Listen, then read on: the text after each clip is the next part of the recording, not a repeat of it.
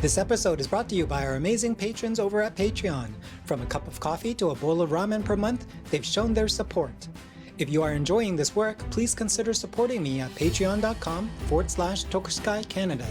So without further ado, please enjoy this in-depth look. Conversation where we're not expecting you to answer the question, so it's just let's get your professional opinion, and then we can also just ask additional questions. Is there any questions that you want to start with, or I can just go down the list? And yeah, we can go from the starts. If there's some questions I'm not prepared for, I'll just let you know. I couldn't research them all, but I was able to do most of them. So if there's a one you want to try, hopefully it's one I've prepared for, but first. All right, so cool. The first one is a pretty simple one. We've already talked about a little bit. Is in James Nestor's book, he strongly recommends nasal breathing over mouth breathing. So he mentions a few things, including humidification, filtration, and warmth of nasal breathing. So what has been your experience in terms of mouth breathing over, nose breathing over mouth breathing? Yep. Well, let's put it this way. Nature has separated our food entry from air entry, even though they can communicate, and there's a reason for this. So he's absolutely right. Our nose is built to humidify our air, which is very important because this air will eventually get humidified at some point in our traveling down to our lungs. We don't want our lungs to provide this humidity, right? It has another job to do. So nose breathing is just for that. It's full of mucus, full of humidity, and it's going to moisturize and bring it to temperature before it reaches the lungs. So yeah, that's physiologically it's very important. I'm sure we all have run outside when it was like super cold, like -5, -10, -15 Celsius. It's very uncomfortable, right? When you run, so you breathe through the nose and your lungs are hurting. It's not necessarily a good thing. And if we go to the nitric oxide question, we can actually revisit that. So yeah, we definitely want to breathe through our nose for those reasons. Now doesn't have to do with oxygen or carbon dioxide. That job will be done anyway. But in terms of comfort and keeping things nice and moist and comfortable, that's absolutely essential. So warmth and humidity, like those two things, what is the benefit of having that? Because we know that inside our bodies, it is warm and wet. Mm-hmm. Like what's the benefit of having the air going into the lungs already pre-moisturized, pre-warmed up? So in terms of humidification, if the part of the lungs, the alveoli that do the job, it's very thin tissue. Can you think about it? It's just they're made of one cell layer that is very, very flat. So it's very fragile by definition. So any sudden change in surface tension, because humidity is not right in the air that is in there, may actually kill it. Right. So it's really to protect our alveoli who are doing the job of gas exchange. So yeah, everything can be summed up in there. And so moisture definitely very important. Temperature also very important. If the air arrives at too cold, our cells have a system to respond to shock, heat shock in particular, and that are there to protect the cells more or less, but that shuts down some of the function of the cells in the process. So yeah, if we want to keep those cells functioning at top capacity, it's better if they work with something that's already at the right temperature and right humidity. So because this conversation continuing has gone a lot through about efficiency, optimization of breathing and getting oxygen in, carbon dioxide out, we could kind of say here too that cold air and dry air would limit the capacity of our lungs to do its work. So it would affect that stuff too. Yeah. So question along this, if that's how we think about humans, like our noses like this. Is there any difference between humans and animals in this case? No. The only difference are, and if you have the chance to look at the Museum of Natural History and look at skulls of different animals, look through the nasal passages, and they have this bony protrusion, actually look like little circles wrapped up, like you take a piece of paper and you wrap it up, it looks like that. Those are called turbinates. We have something similar, although a lot less extensive, conchi, whatever it is. So what it's meant for is when animal is alive, it's covered in cells that produce mucus. And that increases surface area for exchange of humidity and temperature. So those animals that have the biggest, the most developed turbinates, you can bet they either live in very cold climates or in very dry climates. So it's very cool to see the evolution of that particular bone structure depending on where the animal lives. It's pretty cool. So, but it's, long story short, it's the same in animals and humans. They're just, animals are usually more conscripted to a particular region, and they're really evolved, they adapted to their environment in terms of temperature and humidity. Cool. Okay, the next question is also from James Nestor's book, where he said the perfect breath is you breathe in for 5.5 seconds and exhale for 5.5 seconds. And that 5.5 breaths a minute for a total of 5.5 liters of air. That seems very specific to, like, because people have different body types, but like, what's your thinking on that? Yeah, so I'm going to take that one with a grain of salt. So I went through the calculations in many different ways to see if I could get at some point the same numbers, and I can't. So I'm not sure how he made his calculations. However, I'm going to go to the root of his story, which is you breathe in for a long time and you exhale for a long time. And that is actually a good thing. So something about lungs, mammals' lungs in general, and we're mammals, is we breathe through a tidal system, like the tides of the sea that comes in and out. So the air that comes in goes out through the same passages. It seems kind of dull, but actually birds don't do it that way. So it's not always what's seen in nature. And so what does that mean is whatever air volume you have in your lung at coming in and going out, it's not necessarily the same as the volume of your airways, because your lungs do not collapse completely, or your airways do not collapse completely, exhalation, for example. So the disadvantage of tidal respiration is whatever volume you have in your lungs, it's not the amount of air you breathe in, it's going to be less. So this aspect, this two terminology is called the dead volume. So that, I think, speaks to you. It's the volume that you can't get air in and out of that, because this is the space occupied by your airways when you're completely exhaling everything. But what's important is the volume, and that depends how much air you can get in. So this formula of how much tidal volume you should have doesn't really matter, I don't think, here, but you can always achieve that tidal volume, that's maximum amount of air you can get in and out, if you breathe in deeply and exhale deeply. So you breathe in deeply, so you have the most oxygen coming into your lung as you can, and you exhale deeply to remove as much carbon dioxide. So in that regard, his statement makes sense. The math, I really can't get it. So maybe if he explains a little bit how he does the math, maybe I'll be able to, oh yeah, sure. But I can't do the math myself and get those numbers. I think, this is intended for his audience. Okay. So if you have the same number in out, he could have said 6, he could have said 4, the same number of second in and out, and roughly the same volume. So it's easy to remember. And whether you say, 3, because you've got, you're a kid, you've got small lungs, or you say 6 because you are, a professional swimmer or something like, or 7, it's, yeah, I think the idea that the timing is proportional to the volume that you want to get in and out is logical. The number attached to it is random, is a choice.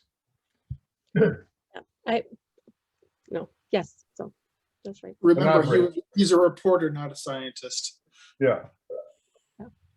But it's much more likely that somebody would remember that rule than if it's it's 2, 6, 3, or 4.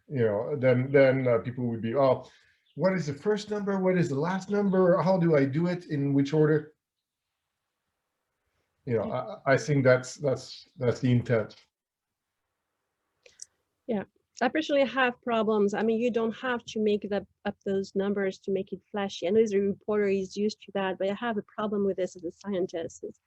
You don't need to put numbers thinking that people will remember them and remember the message.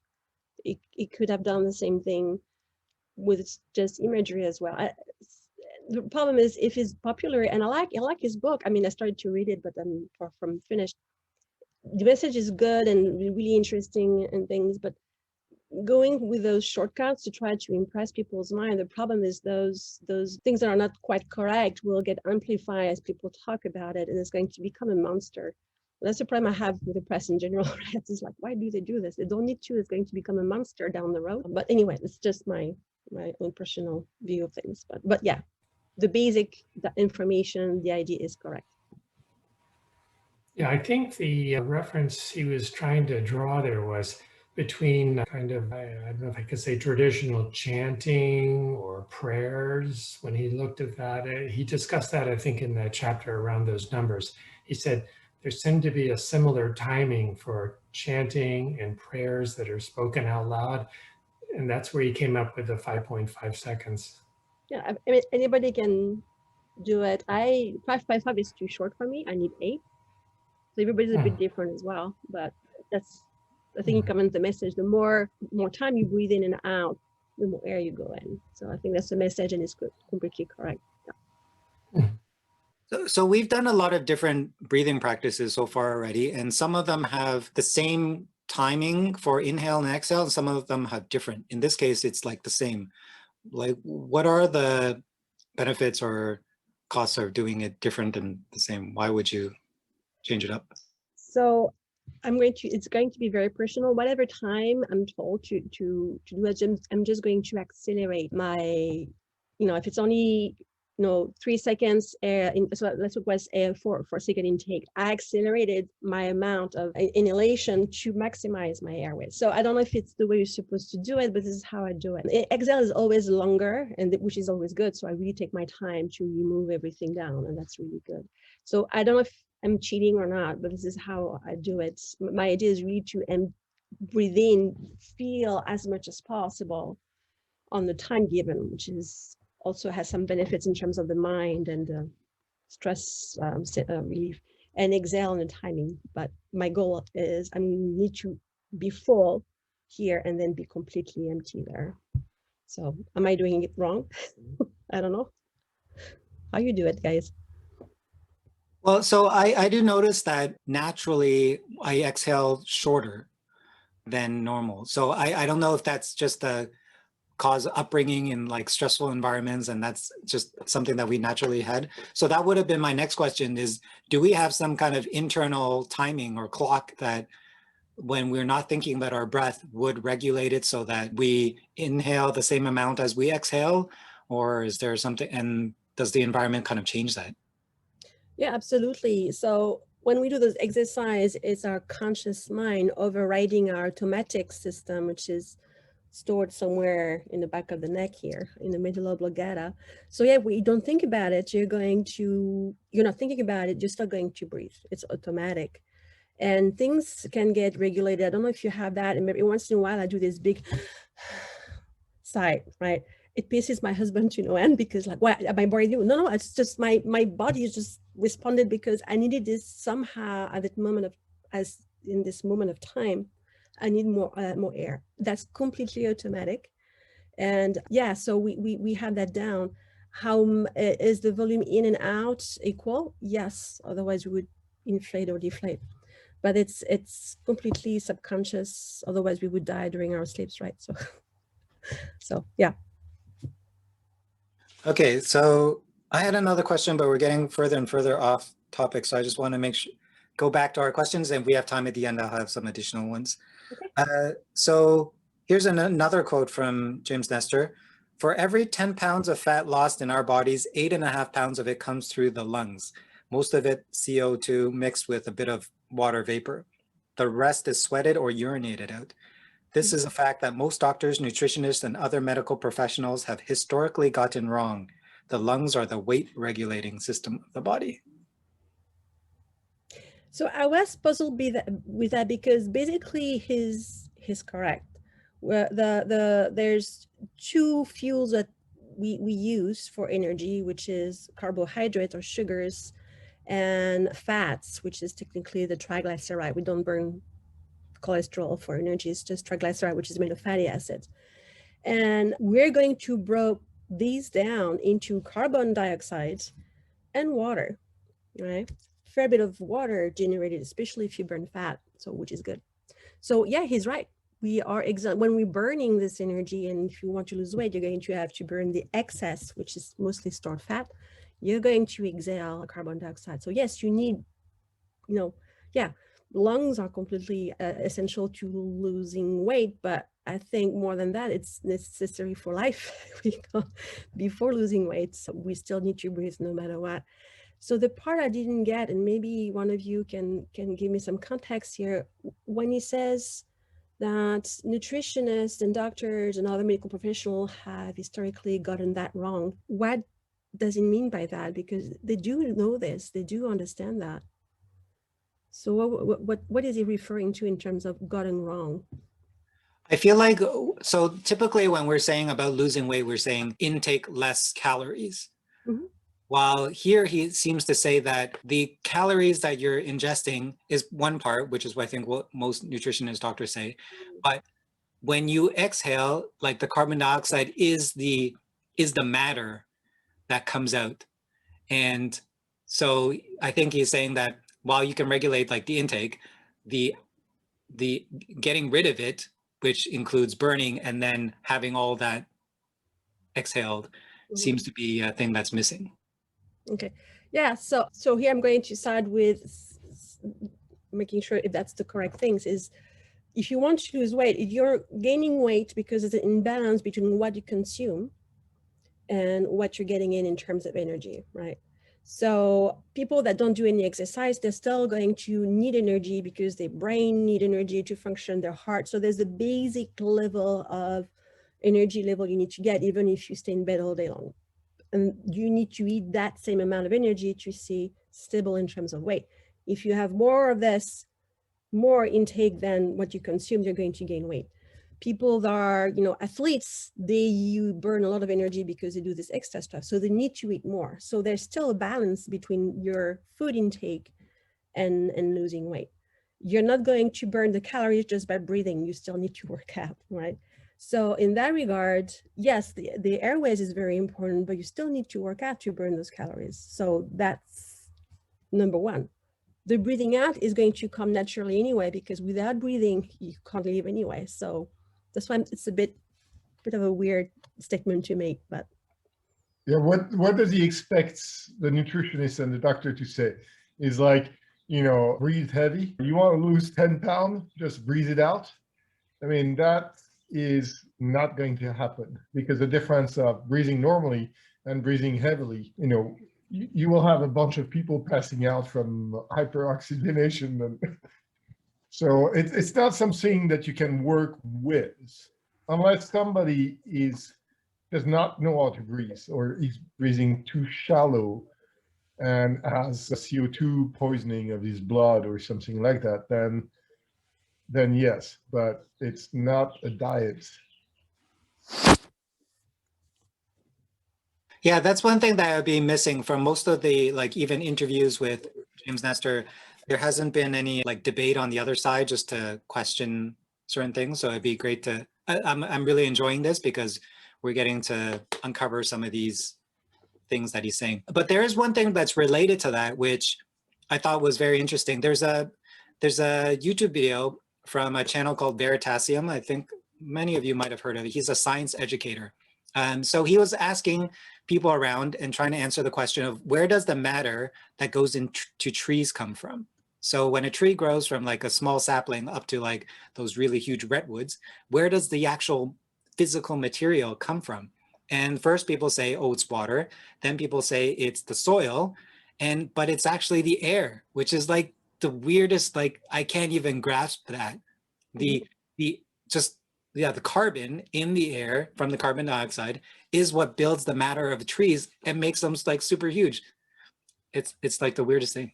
Yeah, it's completely correct. You still need the soil because the air doesn't bring the they can't use the nitrogen from the air to provide the nitrogen they do need, but they convert carbon dioxide in the air, our waste, into sugar, which is kind of mind-boggling. This sugar they can use to build more cells or for energy. This is just this mind-boggling things about the earth. It's like we provide a waste product, but for our waste is the food of plants. It's awesome. It's completely true. Yeah. Which I is love it seems like that has to happen to have this balance within nature. Like, plant material is way outweighs all animal material. So we need that amount. We need those plants to be doing that. Or else we're all just gonna die in our waste carbon dioxide. And no more oxygen because their waste product is oxygen. So Yeah. so the callback is they produce oxygen, which is the waste for them, but we do need it. It seems like their respiration system is reciprocal to ours. Yeah. Right? They breathe in their nutrients, we breathe out our waste. Yeah. No, their respiration is the same as ours. Okay, so they respirate and they use oxygen the same way we do.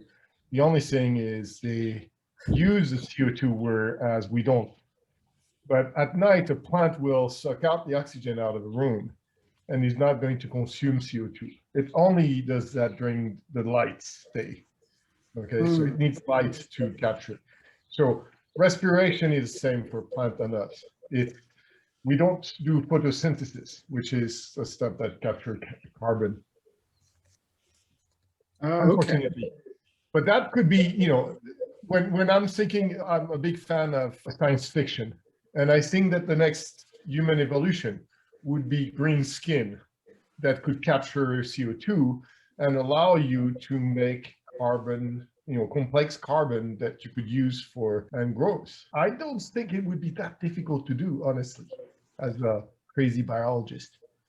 But Yes, for to complement what Tom said, so it is right. They also do respiration. What we call respiration in science, it's not the, inhale, exhale.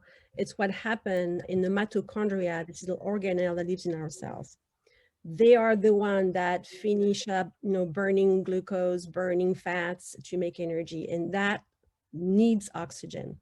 It uses oxygen and produce carbon dioxide, but the plants have an extra organelles we don't have. That's the one that have chlorophyll. And those are chloroplasts, and those are the sugar builders, and those will use carbon dioxide. It transforms them into glucose, and then you can use the glucose for something else. And plant didn't have that from the start. They got it from algae, okay, or from small. So that means we could do that as well. Yep. But we can move and plants don't. So it's good to be an animal too. So that's super interesting. So like the mitochondria side generating ATP from glucose and oxygen, they have that and we have that. But then we have to ingest glucose from some external source while they can generate it from air plus sunlight. Yeah. So they're creating their own fuel for their engines.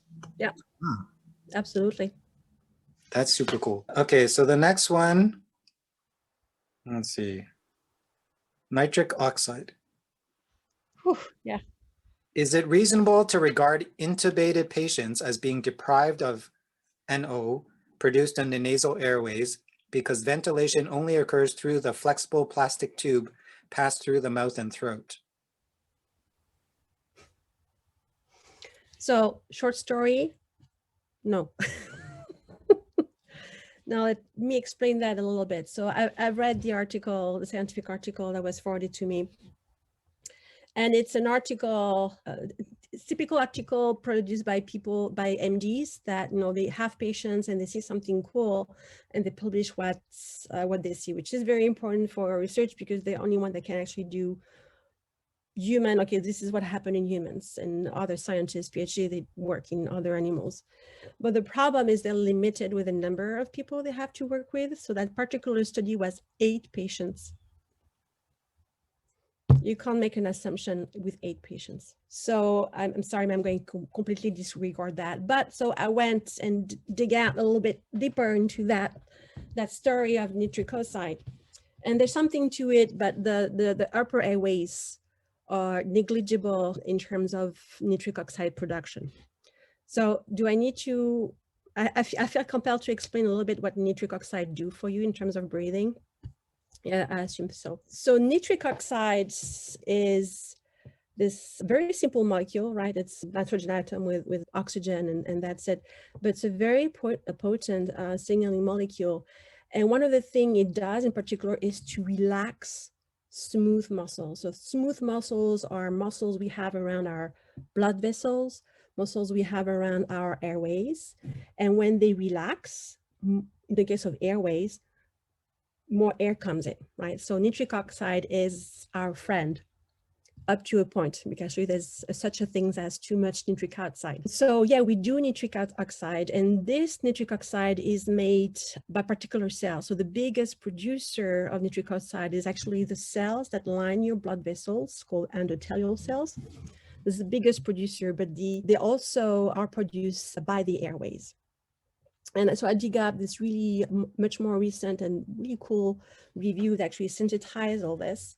And really the biggest producer of nitric oxide are in the lower airways. So the trachea, the bronchus, and even the alveoli. So intubated patients, they're still gonna have plenty of nitric oxide generated locally. And if you intubate a patient that has a condition like asthma, they can actually add a bit of nitric oxide in the air they intubate them with to provide this excess nitric oxide that they sometimes lack. And actually it has a bronchodilator effect, so it helps them. So yeah. And if I can add something also, the problem with intubation or oxygen mask is that they provide extremely rich oxygen. The atmosphere is mostly nitrogen, very little oxygen compared to it. And so if you are providing gas that is deprived of nitrogen, then you won't have the source to make your nitrogen oxide, okay? And so rather than the tube itself, it's whatever, you know, if they provide compressed air, then with the same composition, that's fine. If they provide pure oxygen, in case where there is a really deficit in oxygen, then you might have a lack of nitrogen to do the nitric oxide. When people with heart condition take nitroglycerin pills, okay, this is to provide nitric oxide to relax their blood vessels, basically, and avoid a heart attack. Yeah, that's so interesting. If you just take a critical eye to this paper that he wanted to share, he's trying to use it as a way to just reinforce the nasal breathing over mouth breathing. But he didn't think about, like, this is so clear that if you're missing something that you can generate through the nose and you're force feeding, like the intubation, you're force feeding air into the lungs, the person that's putting the air into that tube can adjust it to whatever level you need it to be. Mm-hmm. So it really doesn't matter whether you're breathing through your mouth or nose, it's what they put into that tube that matters. So it's absolutely. And that's where we would need a MD that actually specialize in that when they mechanically ventilate people. I'm sure it's not 100% only pure oxygen. I'm sure it's a mix. Well, I'm sure. I would think that it's a mix of regular air and they supplement the oxygen to make sure there's enough going into the blood. But I'm not an MD, so we would need something to this. But I'm just going to add one more thing because I think it's interesting, especially in the COVID era. So people that do intubate and, you know, do the mechanical ventilation, that science has evolved apparently quite drastically in the past 20 years. And we used to force feed the lungs with so much air that actually damaged the lungs because there was too much pressure in particular. And that led to plenty of side effects. You're damaging the lung tissue, which, as mentioned earlier, is very fragile. And reading this article, what they say is that also could increase the production of nitric oxide to pathological level, and others too high. And as if it's too high, it's going to do the reverse, is going to shut down the airway. And the tube that goes only so far, right? It goes only up to here. So if you contract the airways below that, you're going to have less air going into your lungs. So there's like this feedback loop going on. So you really want to have enough nitric oxide. You don't want too much. And so that was, I think, an interesting idea right there. Yeah, all intubation are not equal. There is a one where you're providing pressure. Okay, so there is a pump that take the air from outside and pressurize it and help inflate your lungs. Okay, and there is the one where the lungs are inflating just good. It's just you need to increase the oxygen concentration so that it can be captured. And in that case, you need very little, you know, I mean, this is just like, you know, in an airplane where the stuff falls down and they tell you the bag will not inflate. It's because they're providing you with pure oxygen. There's no pressure needed because your lungs are going to expand fine, even in the absence of pressure. Yeah. So. Yeah, actually, thank you for bringing this up, because in our earlier conversation about problems with getting COVID, this is one thing that I've heard, is that even if you don't have any long-term effects, even if you just have like this immediate bout of having trouble breathing, if you go into a hospital that has one of these like older machines, you could have the hospital damage you permanently because you got caught. And that's happening to a few people. Like I've heard that like, yes, you could get sick, that's okay, you can recover from the illness, but the damage that the ventilator did on you is permanent. So yeah, don't get sick. Yeah, they're trying to save you, you know. So there is, at that point, it's a matter of, you know, keeping a patient alive, and if they survive, whatever they're going to have to deal with after is anyway better than the alternative, but it's at a certain cost. Yeah, in the end, what's really important is not necessarily the machine, but the people that manage the machine. Though this is what you pay for when you go to the hospital, the training of the nurses and the physician behind this machine. It's very complex. And the thing that worries me right now is those people are burned out because there's too many people in the hospital requiring those machines. Mistakes are going to be made, not because they didn't like the training, it's because they're tired. And then those accidents you mentioned, Patrick, will occur. So that's what worries me. So yeah, don't get sick. Don't get sick. Yeah. Okay, so I think we only have time for one more. I'm really just like super enjoying these conversations. So maybe we could just do this like once a month or something like that. Have you guys, because I think we can keep coming up with it. Ron, maybe do you have one of the questions remaining that you might want them to address before we wrap up today? If I may, I have about a 2.5 minute video I'd like to share. Yes. May I do that? Yeah. Okay, so let's see. I need to, Yeah, let me. I guess you need to make me a co-host.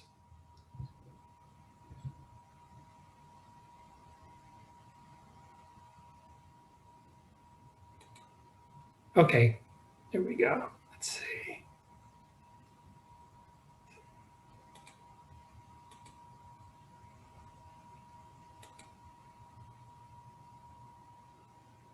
Hold on a sec. Almost there. Here we go.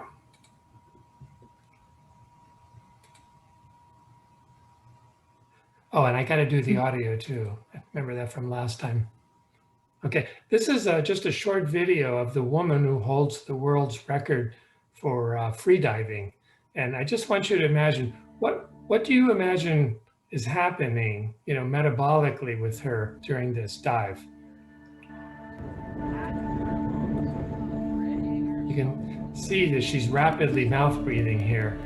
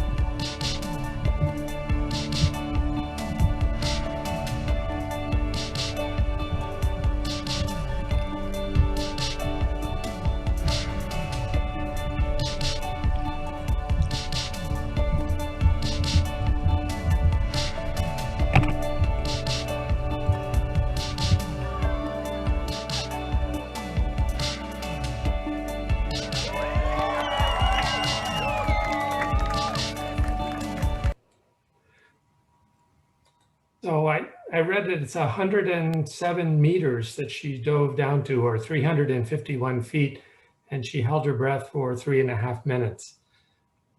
I didn't see her exhaling. I didn't see bubbles coming out.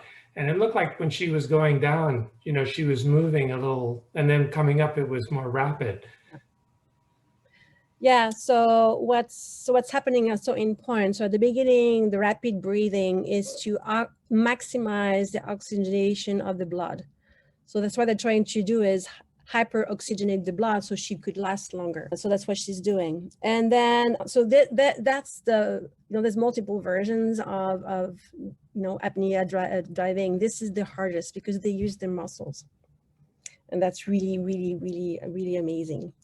So if you notice, whether it's she's coming down or coming up, at first she palms quite vigorously and then it slows down. That's because her buoyancy is changing as she goes deeper, right? Whatever air she has, and the maximum air she has in the lung is going to shrink. Her lungs are shrinking because of the pressure, right? So air, like any gases, are compressible and they will compress.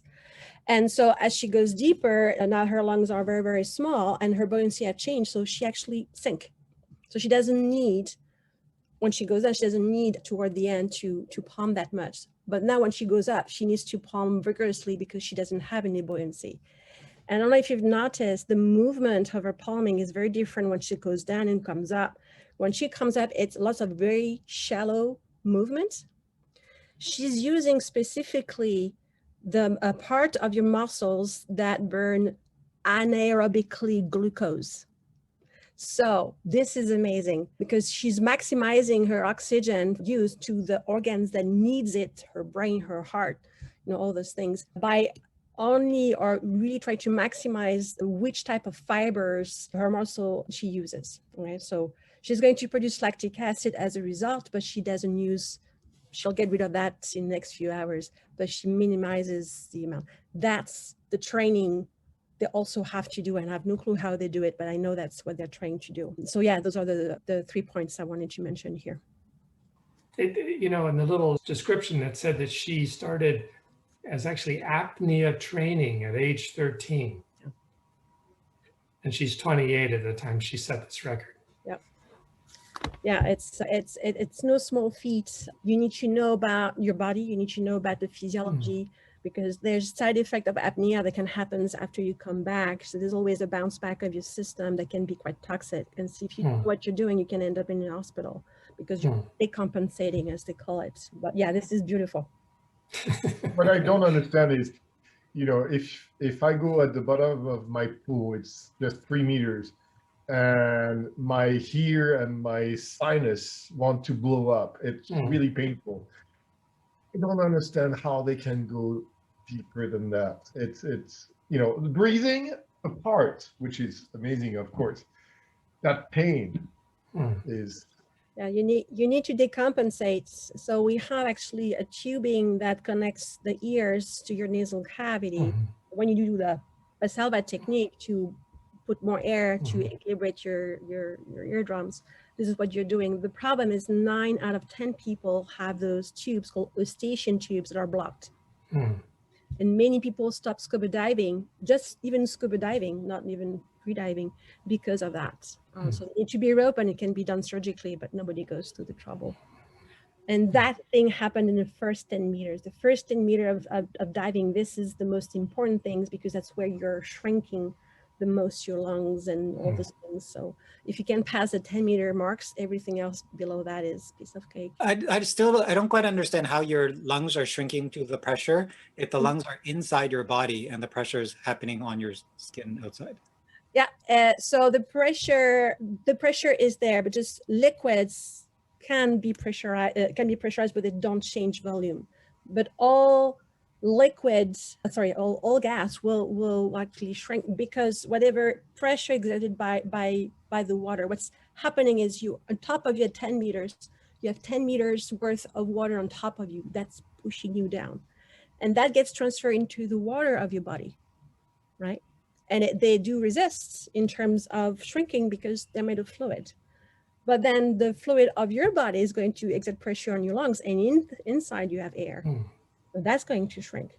So it's air, think of it of weight of the water pressing on the fluid inside your body who will put pressure onto your lungs, and that's why they shrink. Oh, so It's your like having body is already, actually getting smaller, yeah. Yeah. but the liquid in your body is not getting smaller. So whatever it has, it's It stays the same. So all the So- cavity in your body are shrinking, like a balloon. You know, the surface of the balloon does not change. It's just the air inside that can be compressed if you put it underwater, or if you put a weight on it. So the difference between the lungs and the other cavities we have, like the behind your eardrums and the sinuses we have here, is that the lungs can collapse because they're very flexible, so it doesn't hurt. But your cavities inside your bones, they're actually solid. So if there's less pressure inside, it's gonna hurt, and that's why your sinuses hurt when you go down. You can't repressurize them to the pressure of your body, which means you need to put in more air to equilibrate those. So that's why it hurts so much. That's so interesting. Okay, so there's the lungs is probably the biggest part that has air in your body, because most of the rest of your, where else in your body has like just air rather than like organs or liquids or something like that? So really it's about the head. So it's the sinuses of the face. So we have a sinus above your eyebrows. We have one under your eyes. We also have one in the jaw. And they're all communicating with one another. They think there's a bunch of tubing that joins them together. And ultimately they connect with your nasal cavity. And that's how you can actually repressurize them when you dive. You just force air into those tubes through your nasal cavity. They're going to equilibrate. And that's pretty much it. I think that's enough holes, because those cause us a whole bunch of problems. There's a reason why we have holes in the skull, but when you're scuba divers, you wish you didn't have those holes for sure. So last thing, there was two things that you mentioned. I was just wondering, we can bring it back to our martial arts, which is you talked about anaerobic breathing and you talked about oxygenating our blood so that we can last longer without actually inhaling. Yep. Are there benefits of doing either one of those in, let's say, a kendo match? Because like if you're holding your breath in some ways, or if you're just using like twitch fibers to be quick without like using everything. Yeah, no. My humble opinion is no, because anaerobic activity, as I mentioned, generate lactic acid, right? So you can train, and in kendo, they try very much you to do so. They train your body to build more of those anaerobic fibers so you can last longer on one breath. And the idea behind it, if you don't have to breathe in, that means your core is engaged and you can have much faster reaction time. So that's the idea behind it. But you don't want to do that for too long, because guess what? You're going to build lactic acid and not carbon dioxide as a waste product. And lactic acid is an acid, and that will acidify your muscle. And then acidifying your muscles or any part of your body, to be honest, it's not a good thing. We are set up to function at pH 7.6. If the pH is not correct, the biochemical processes do not work properly. And so long story short, for a kendo match, if you do this, you're going to fatigue, right? And you see them, and there's a reason why a kendo match lasts for 3, 4, 5 minutes. 5 is too long. I mean, they're just dead tired in it because they've built so much lactic acid. It takes time to get that removed. So unless you have a super liver like Michael Phelps, who can recycle his lactic acid as fast as it makes it, then you don't have a problem. But let's be honest, Michael Phelps is one of a kind. So. And I think the other side of Patrick's question was, what about hyperoxygenation? Yeah. So, breathing really quickly. And if you do that, what you realize is you're going to be lightheaded. Okay, you're going to be a little euphoria because your brain loves the extra oxygen. And, it would be like smoking pot before a match. You might not be at your best for the few minutes that it lasts. Okay, so basically learning to breathe well and then holding the pressure when you attack or you defend, or when you're in the right distance, is the optimization of deep, calm breathing and holding your breath.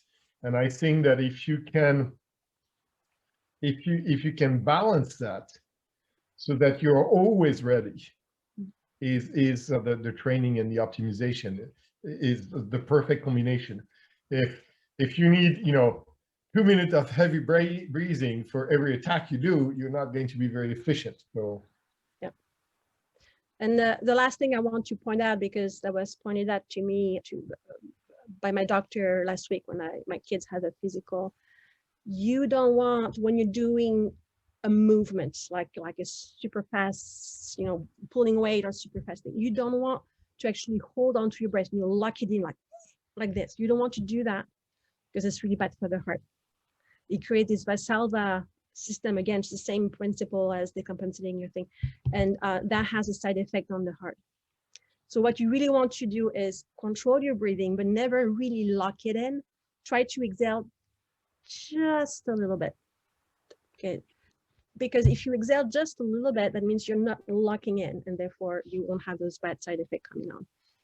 So that's maybe that's the reason for the ki. Yes. The yelling. Maybe that's a building control so that you exhale instead of. Yeah. It's they realized how bad it was to keep it in. Yep, absolutely. Yeah, that makes total sense physiologically speaking. So, but that's not done in all martial arts. Yeah, so I know. Yai. Maybe we should do it in Yai. That would be interesting. I've experienced where if you train without ki and you're trying to focus in, like if you're learning something, and then the person decides to go, okay, I'm full ki, it's really disrupting trying to do that. So yeah, there's that release of air, but there's also that disruption that you can cause on your opponent. Yep, lots of good things with ki. I love ki. But just generally the concept of like keeping in some kind of flowing state rather than being solid to be able to move. I remember when I was younger, I was playing a lot of video games and we were doing first-person shooters. So I had to use the mouse and get it to wherever the other opponent is and then click before be able to hit them. So, but you never know what part of the screen they'll appear. So instead of just holding your hand still, like the players, you're always twitching a little bit. You're always moving a little bit so that when you need to, you can just immediately move. Yeah, because your muscle are warmed up and engaged, so you can react that much faster. It is not the inertia of I need to activate my thing. So that makes sense as well for a different reason. Yeah. Cool. Anyways, thank you again, Helene and Dominique, for joining us. This has been amazing. I learn so much every time. Hopefully we can keep doing this. Ron and I guess we'll work again on questions. You're making me work so hard. That's right. Love that, because like for anyone else, we could like bring up some questions and then they'll just come and say, oh yeah, I read them. But speaking to like scientists and professors, you actually go out and do some research and prepare. You're just Helene.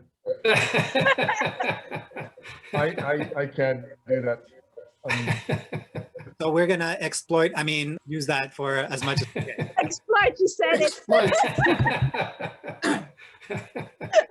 Yeah, while I was drinking, Helene was, researching all last night. It makes a difference. Well, it's the two different types. Like there's some conversations where you like to, and this one we went in all over the place. But sometimes when we want to go deep, you need to do that prep work. Just like how Ron had done all that prep work to prepare the question. Hey guys, I hope you enjoyed that episode because we have a lot more exciting conversations to share as we explore the world of the traditional Japanese martial arts. This work is only possible due to the active engagement of the community, and I need your help to keep it going. Please leave your comments, questions, feedback, and ideas with us on Facebook and Instagram at tokuskai.canada, subscribe to our monthly newsletter at subscribe.tokuskai.ca, or email us at podcast@tokuskai.ca. Until next time, thanks for listening.